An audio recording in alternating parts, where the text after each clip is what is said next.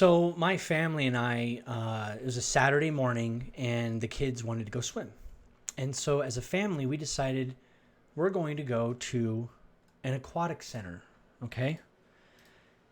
And actually here in the city of Chandler, Arizona, we went to Aquatic Center. This is the exact same one, actually. So you can see here in this picture, you come in, okay, pay your admission. We decided we are going to go walk all the way over here and sit in the back. Why? Well, my wife and I and our family, we always either sit in the very back or in the very front. We always let other people sit where they need to go. So it was pretty lined up. It's a Saturday morning. So we sit in the back, not a lot of people around, just me and my wife and the kids. Actually, so far in the back, ants got into our food, okay? So this is noon, an hour or two into it. And I'm saying that because this is a true story. So about an hour or two, we go back to have our lunch. We find out that there's ants. No big deal. We got food. We're fine. They're ants. So we sit there, and all of a sudden, two men come up, and they sit down. Nope, no problem. Well, then they have a little girl with them. Okay, I'm looking at it like common sense. Then I wasn't looking, but all of a sudden, there's a little naked kid running around. And we're sitting here eating lunch with my kids. And my kids are like, okay, well, the kids. Well, after about 10 minutes, my wife and I are kind of like, okay, enough. So I just snapped. I had it. And I'll tell you why. Because this is a very key political thing. This is cutting off the head of the snake if we do this when it comes to the LGBTQ stuff. So I decided, okay, I have two decisions here. Three. One, do I approach them and tell them to knock it off, well, then that gives them an excuse, because here's the deal. These are the techniques they use. The more you talk to them, the more that you reveal even the truest matters to them, they use it against you. How do I know this? Kent Hovind. First and foremost, he was the first tool that I found out when I studied him. But then that's what all these people do. So I can't do that. I can't confront him. Do I call the police? Because that's the other extreme. Because you get so angry that little child's walking 10 minutes, running around where other men are, okay? If this was India, or if there were people bathing in the Euphrates, things like this, okay, I can understand that. This is America. This is the city of Chandler. This is one of the most amazing cities in America. In a public area, outright, not okay. People know this. So then I go talk to the manager, and I said, listen, they need to go put clothes on their daughter. And she goes, what are you talking about? I said, just listen to me, please. For 10 minutes, they've had their daughter running around naked. Tell them to go put their clothes on, or I'm going to call the cops. And that's it. That's just the way it is. And the manager, 20 years old, 21 years old, looks at me, and I'm telling you guys this so that you'll understand how to talk to these people, because the strong guys out there know what to do. The people that are timid like me, when the Holy Spirit tugs on you, this is what happens. This is how you handle the situation. So probably not the best, but this is how I did it. So, and this is how the Holy Spirit led me. And so I told her, and she says to me, well, isn't it that their child? And I said to her, well, do you see a bunch of naked kids running around? And I said it loud enough for everybody around me to hear, because everybody knew what was happening. And I'll tell you why. Because people just go with things, okay? That's what I'm saying. People just go with things. We need men to stand up. So they're just going along with it. And so, except for my wife, she knew what was going on. So she's packing up all the stuff. And I look over at her, and she looks at me, and she's coming along. And they go, okay, well, we'll go talk to them. And I'm like, yeah, go talk to them. I'm calling the cops. My wife comes over. She goes, they knew exactly what they were doing. Because when you walked away and you looked back at them, they knew that look you gave them. And they said, oops, looks like we're going to get in trouble. And then they let her run around for another 5 minutes while I was talking to the manager and explaining to them what was going on. Because for a couple minutes I had to talk to them. They thinking I was crazy. I had to go in the office and stuff. Anyway, so they finally go talk to them, and they come back, and it's the manager and one of the lifeguard guys that's in, I guess, secondhand or whatever, and says, you know, and we did it. We talked to them, and I looked at the guy and I said, "Are you going to be a dad one day?" And he's like, "Yes." And by this time, I'm emotional because, dude, it's wrong. And they're grooming people, and they're trying to normalize this stuff. So, we're in a war. To shake the men out of their slumber, I announce what happened to everybody. I explained to them, in probably not the most Christian terms, what I felt and what needs to happen, and how it's not normal for this type of behavior. And so after I did all that, the place was very silent, and then people just started talking again. So this is what I've learned. And then I went back there and made sure they weren't there, by the way. They weren't there. They're gone. Swimming, whatever, but they weren't there. Good. So this is what's going on. Let me show you why I'm getting mad before I go into the Bible. Romans 12:9, let love be without dissimulation. Abhor that which is evil, cleave to that which is good. We're going to find out what's good here and what's evil, and we're going to see, people then can decide.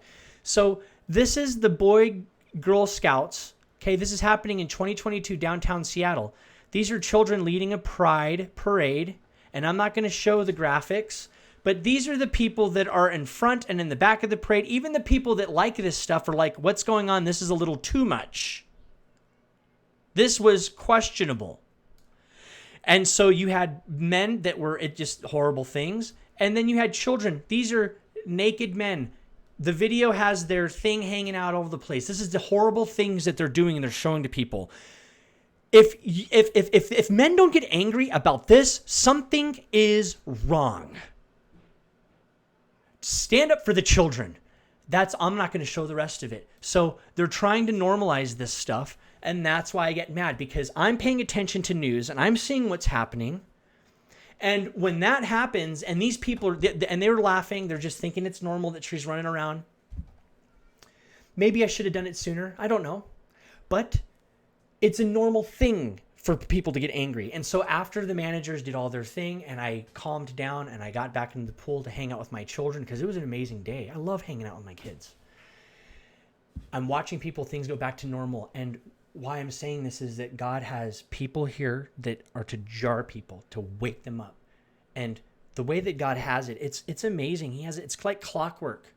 Every day it's like clockwork, and his laws and everything. And so the seed was planted. Those people will go home and talk about it. And these are how things change. And then people talk about it. And then I'm talking to you, and we're going to talk about it. And then you're going to do things that need to be done. Men, women, even the children can do this stuff. And that's how things change. So after that, and then let me just tell you a quick story. So I go to the pastor, and after the service, and and actually, you know what? Let me hold on to this, and we'll get back, because it's part of the whole news. Okay, sermon news. Not even a sermon. I'm not a pastor. Okay, I'm just a guy that loves you guys. I'm trying to help. So we're gonna go look at hateful rhetoric. Okay, we're going to go look at hateful rhetoric, because if we're to defend the children, whoso offends one of these little ones, better than a millstone to be hanging around their neck. People though, that's violent talk. That's violent talk. And it's because they've been so dumbed down. I'm not saying all of them. Some people have been so dumbed down, and they've been placed in this political correctness. And I've done this. I'm a part of this. This is why I'm talking about this. I'm the most guilty one of all. Is talk softly. And then, because when you read the Bible, you do see that Paul does talk about that, but there's plenty of verses when the right time kicks in and you need to turn into a prophet. You need to turn into a man of God, a woman of God, and stand up. So they'll use this terms, oh, that's violent, millstone hanging around the head. You talking about killing people? They don't. Okay. Then they get into violent rhetoric, and then Trump champion violent rhetoric. I don't care about Trump, Obama. It doesn't matter. I just want freedom. Everybody does. So that's what we're leaning towards. That's what we want. We want Christ to lead us. How hateful rhetoric connects to real world violence. So if these people know that their rhetoric is violent and that it affects people, but then they tell us not to do it. Why do you think that is? They want people to be suppressed emotionally, and speaking and communicating is part of that, repressing people from talking about real things. They want to repress you of the truth, the feelings you have, and then they want to bombard you with the filth and the Netflix and the things that they let become legal. Because here's the thing, let's just say it's become legal. Oh yeah, they're trying to make it legal. Okay, I asked these officers about the nudity in front of children. They said it's permissible under the city's indecent exposure laws. Someone that feels threatened would have filed a report in order to take action. Don't let this become normal, is what I'm saying. Okay, so when I say, I've told people, my wife actually is the one that framed this, and I'm going to use it. Use powerful rhetoric. Use optimal rhetoric. Use powerful rhetoric. I think she used powerful is the best word. Okay?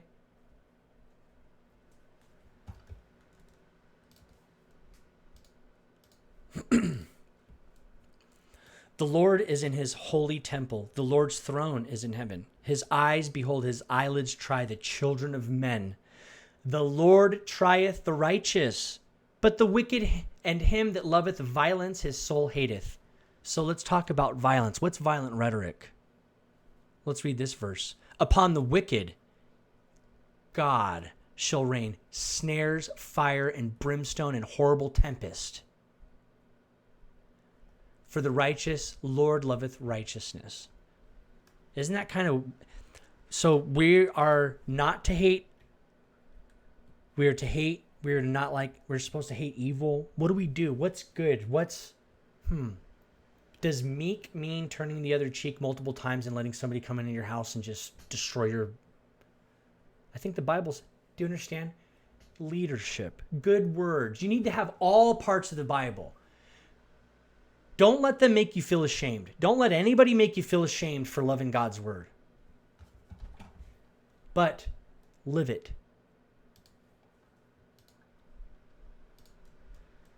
I have hated the congregation of evildoers, and I will not sit with the wicked. This is King David talking here. I will wash my hands in innocency. That's it right there. Oh, here's the Bible verse. That's it right there.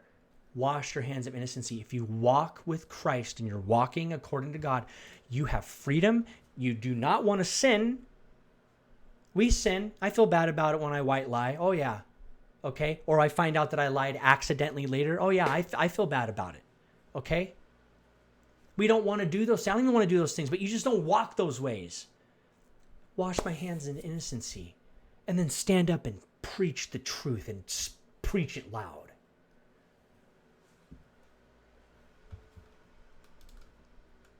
Psalms 97:10. Ye that love the Lord hate evil. He preserveth the souls of his saints. Everything's in his hands. He delivereth them out of the hand of the wicked. God, Lord, please deliver us out of this. Proverbs 8:13. The fear of the Lord is to hate evil, pride, and arrogancy, and the evil way and the forward mouth do I hate. See, if God hates those things, should we hate them? If we are made in God's image, do you think that maybe when we read his word, we should mimic how he is? Well, that's impossible. We can't be perfect. That's why we love Jesus. That's why he's awesome. You know what I mean? I'm so glad that every single thing that I do, I can go to him and be like, man, I am good, bad, different. It doesn't matter. I can walk free, man. It's great. It's the greatest feeling in the world. People go, well, I want to go have, abortion, and I want to go knock up women, and I want to go do this things. And believe me, I've had those thoughts. I'm a horrible person. But that he's made me new, and it's great. And so they go, I'm going to do this, and I don't want to have any freedoms in this, that, and the other. Listen, evil, good, evil. That's what they're going to do. They're going to call evil, good, good, evil. The real life, man, I've got freedom. I don't have responsibilities, but him. And obeying him. What's the greatest feeling of that? I can do work. I don't have to, I just work hard for the dude. I call him he's my guy. He's the bro. He's the man. So you have a good relationship with him. Not a disrespectful one, but he's your friend. Just save your home. Write Bible verses all over the place. What gets me mad is, hold on. I guess what's frustrating is that like I'm like a baby, I wasn't raised in a Christian home or anything, and so this is a perfect time to talk about the pastor now. Great, perfect. So I wasn't raised that way. In fact, the only time I really got close to church was Veggie Tales, and I even made fun of that because you think of like everything has to be Hollywood, and so I the church we go to, it's great. I love it. It's a lot of love. It's a lot of love, and it's awesome. And I'm listening to the sermon, and I'm actually sitting in the back. I'm actually sitting right in the back. Like the first thing I see is the only wooden thing. Everything else is cushioned. That's where I'm going to sit. I always sit there. I always sit in the back. So I go, and people are coming in. There's more people coming in. And so I see that, and they right when they come in, they look right at me, and then they go forward. And I guess some people don't like to sit in the front, and that's okay. I guess that's how it is. So I figured it's time for me to get up, and I do, and people start moving in where I was at. So I sit up at the very front where there's nobody, and the music is loud, and I don't necessarily like sitting in the front because I don't want to see people doing music. I want to, worship. And so I'm sitting there, and this isn't a normal church service because the Lord was really just touching my heart, and things are different. People are different. Is what I was getting at. People are different, and there's ministries, and it's the body of Christ. And so people are just met differently. And most people want to be loved. They want to just be loved, and they want to go to church, and they want to work.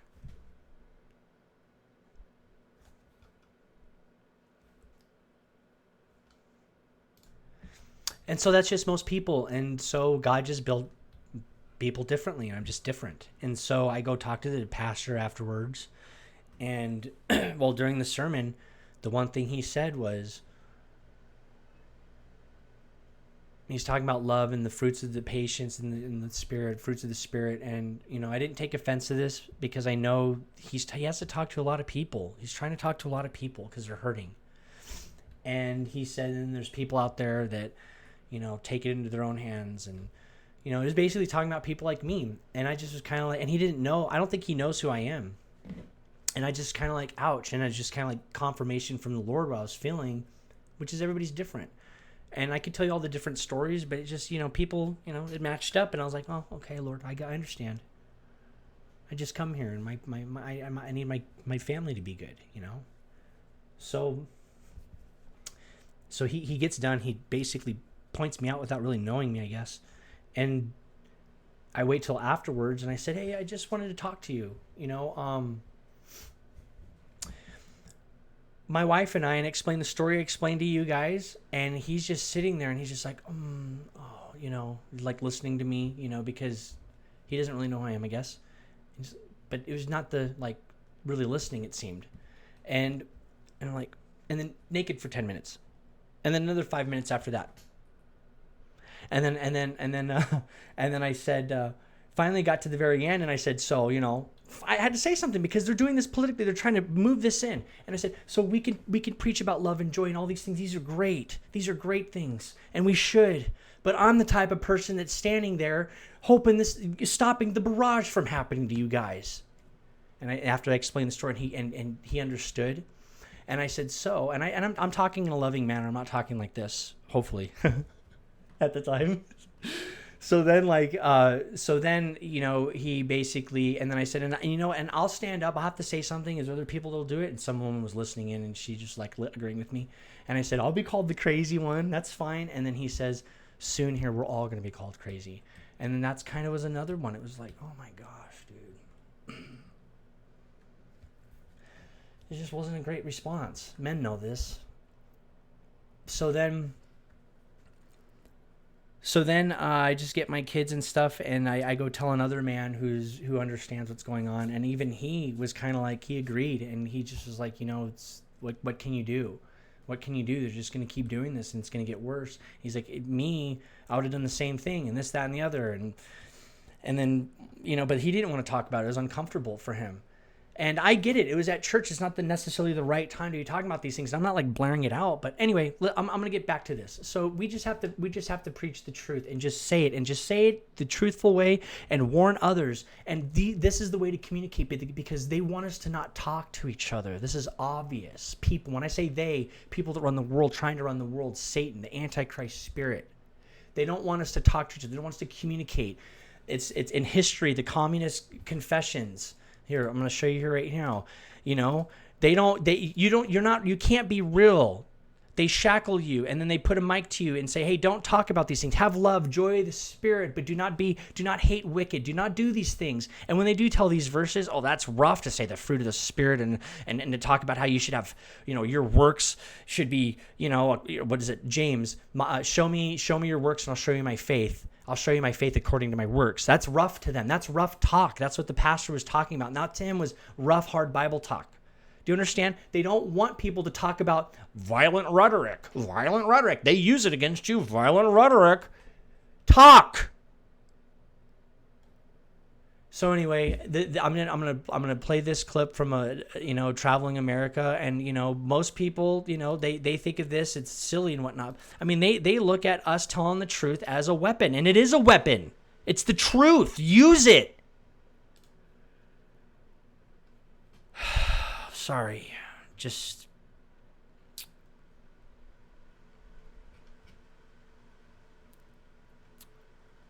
click this documentary.